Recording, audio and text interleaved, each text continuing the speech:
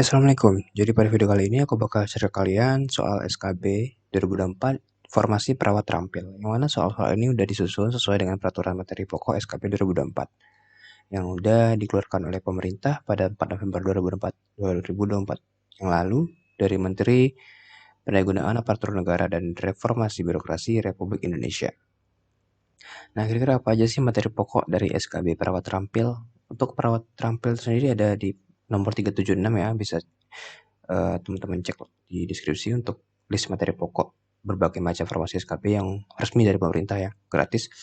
Nah, untuk perawat terampil itu ada dua ya, kemampuan umum dan juga kemampuan khusus. Untuk kemampuan umum itu ada praktik keperawatan berdasarkan etik, legal, dan buka budaya, area praktik keperawatan profesional.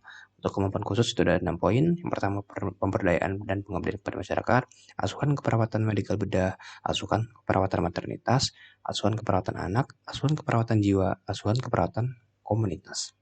Jadi itulah materi pokok SKB perawat terampil. Oke, kita lanjut ya teman-teman ke soal nomor 1. Soal nomor 1. Dalam konteks etika keperawatan, prinsip yang paling mendasar untuk menghormati hak-hak pasien dan menjaga kepercayaan antara perawat dan pasien adalah A.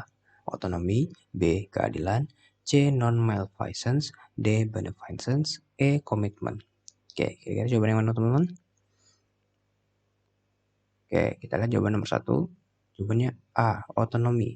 Jadi prinsip otonomi dalam etika keperawatan menekankan penghormatan terhadap hak pasien untuk mengambil keputusan sendiri. Ini merupakan dasar dalam menjaga kepercayaan antara perawat dan pasien. Oke, jadi soal nomor 1 jawabannya A ya teman-teman. Kita lanjut ke soal nomor 2. Soal nomor 2. Dalam hukum kesehatan, seorang perawat harus bertanggung jawab atas tindakan yang diambil selama perawatan pasien. Hal ini dikenal dengan konsep A. Accountability, B. Autonomy, C. Veracity, D. Fidelity, E. Confidentiality. Oke. Kira jawabannya apa teman-teman? Nomor 2. Kita lihat. Jawabannya A. Accountability. Accountability, tanggung jawab, berarti perawat harus siap menanggung segala konsekuensi dari tindakan keperawatan yang diberikan kepada pasien.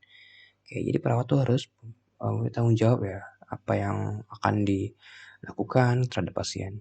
Oke, kita lanjut ke soal nomor 3.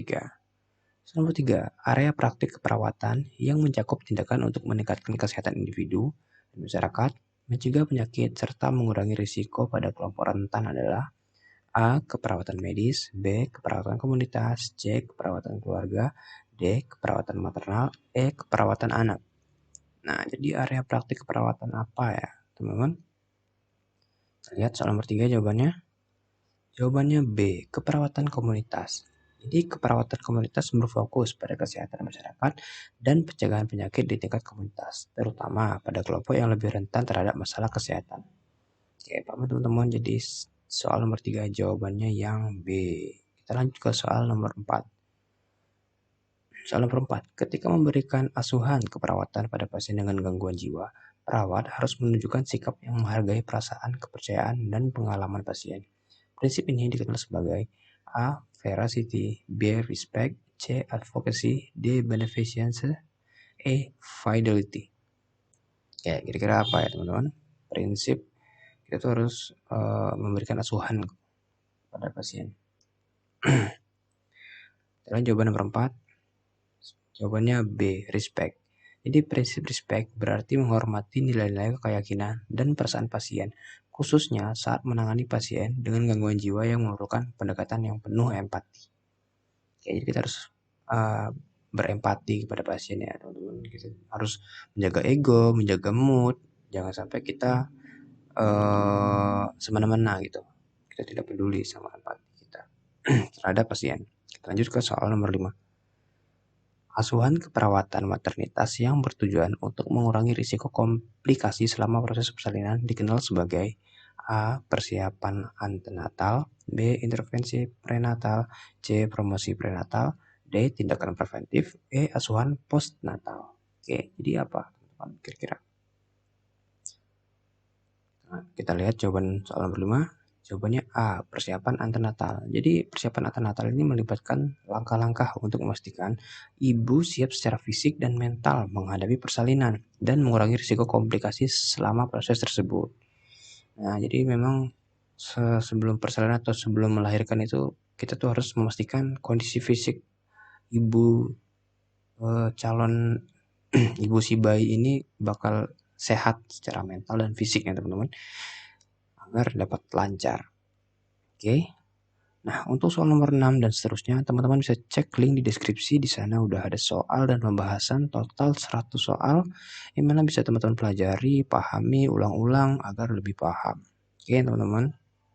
Bisa cek link di deskripsi. Nah, untuk soal atau file yang akan teman-teman dapatkan itu seperti ini. Di halaman pertama ada list materi pokok yang bisa teman-teman recall kembali nanti. Dan juga ada total 100 soal ya teman-teman yang bisa teman-teman pelajari dan juga ulang-ulang biar lebih paham tentang materi dari SKB perawat terampil. Nah, yang tadi kita bahas itu adalah nomor 1 sampai dengan nomor 5. Untuk nomor 6 dan seterusnya, teman-teman silakan cek link deskripsi dan juga bisa di-download ya teman-teman. Oke. Sekian teman-teman, semoga bisa membantu, semoga bermanfaat. Semoga nanti teman-teman ujiannya lancar. Terima kasih.